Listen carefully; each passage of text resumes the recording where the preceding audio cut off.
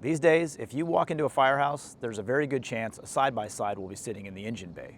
And the reason for that is that side-by-sides, UTVs, have gotten extremely popular because they can get to tight areas very quickly and offer a lot of access and capability for a crew.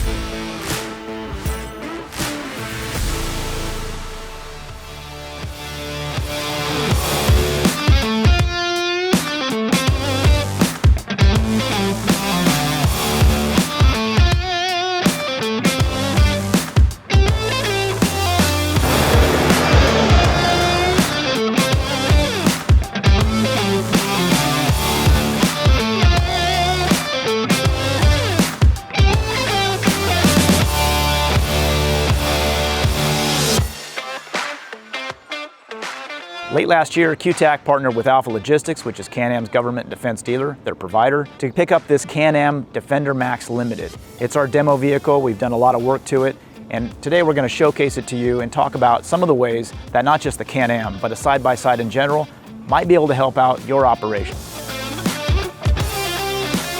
This is a pretty highly modified Can-Am Defender Max, and all the accessories, except for the lighting and some of the things we've done, which we'll walk through, is from Can-Am, came straight from Can-Am.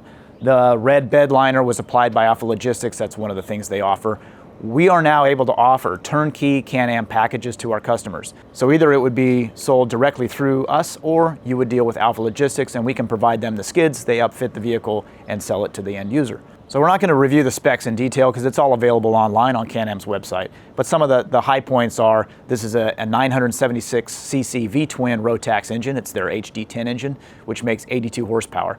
This side-by-side tops out at 63 miles an hour, which is really fast when you're off-road, and is way too fast if you've got a full load in the back, firefighters and firefighting equipment. Larger tires and wheels, these are 32-inch tires. That's a direct option from Can-Am. Upgraded springs on the suspension. Anymore, whenever we're speccing a side-by-side, we automatically upgrade the springs to the heaviest duty springs that are available for that side-by-side. And that's just to keep the attitude of the vehicle as flat as possible, even with a full load in the back. So even if our skid is 200 pounds under the bed capacity, we're still going to upgrade the springs in order to maintain that level attitude. The bed capacity on this Can-Am is 1,000 pounds. That's the minimum you should go on any side-by-side. It's pretty standard in the industry. This 85 HP that's in the back is 270, 275 pounds dry. Fully loaded, you're between 950 and 990 depending on if you have foam and the size reel that the hose reel that you have. So within the bed capacity, but when you load it up, you can still squat this thing out if you don't have the upgraded springs. It raises the overall ground clearance, looks great, and that was something that we wanted to do for a demo vehicle.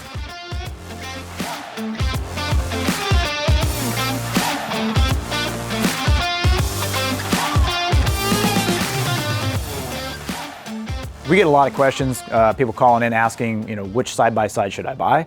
How does the Can-Am stack up against the competition? And the truth is there's a lot of great UTVs out there. There are differences between them and a lot of similarities. However, with the Can-Am, it has a great build package. A lot of fit and finish, and the quality of the components is extremely high. So if you look at the suspension attach points on a Can-Am versus some of the competition, the Can-Am is beefier. It just looks like, and it does hold up better off-road. There are differences in drivetrains. Some people don't like the belt driven, some want a direct drive. That's going to be a customer preference. We've loaded it up, put a lot of weight in the back, taken it off-road, beat it up as much as we can. We have not had any issues yet. It's held up very well.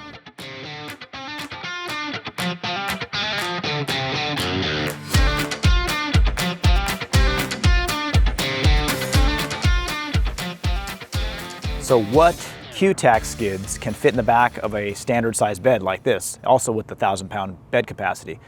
Pretty much all of them, except for a few. The 125 HP is too much weight for a side-by-side. 85 HP, 40S, 85S, and the fire side, pretty much everything we offer will fit in there that's smaller than 125 gallons.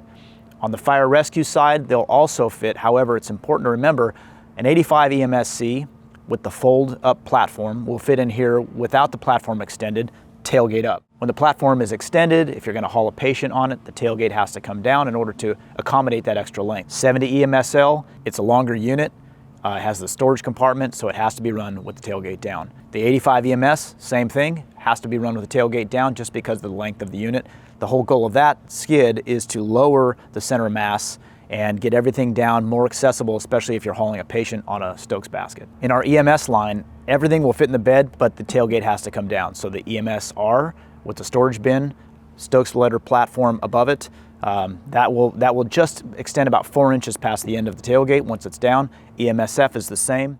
The EMS RG is unique in that it has an aluminum frame, and it's designed to hold a gurney. It has to have full length to it, so it's going to extend considerably past the end of the tailgate. The majority of the weight is up and supported in the bed frame, so that back part isn't going to flex or create an issue because it has that rigid aluminum frame, and it's designed to hang out past the tailgate.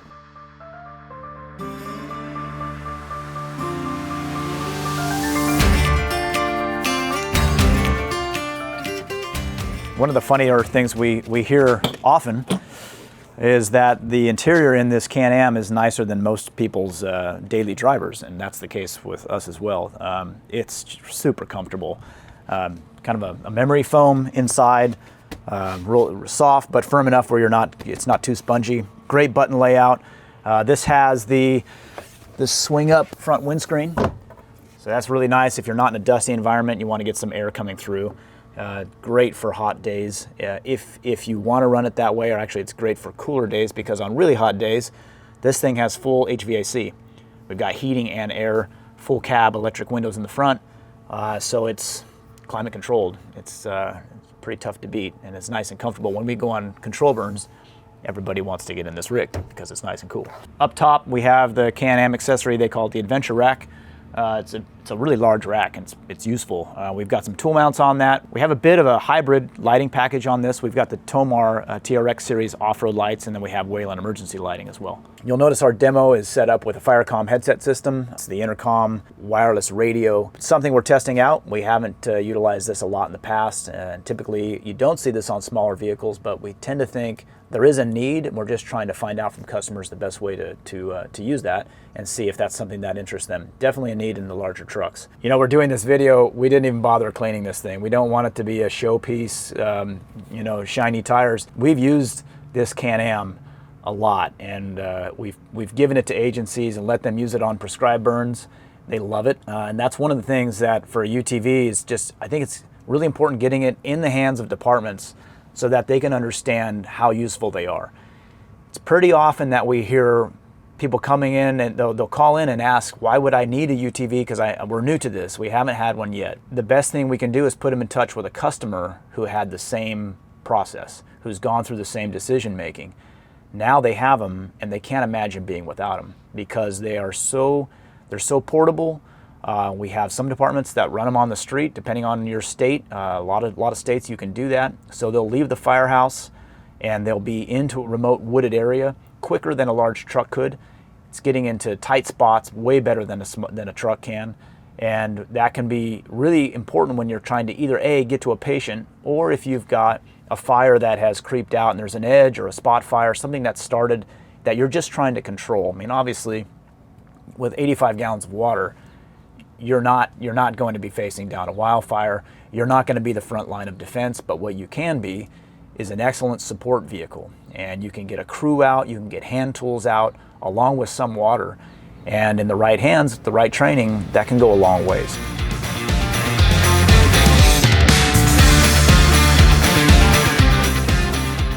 So if you're looking for a side-by-side, why would you look at a Can-Am over another manufacturer? A lot of that's going to come down to your local area, your dealer support. Do you have a Can-Am dealer near you that can support you? If you do, we would highly recommend looking at these units and going this direction.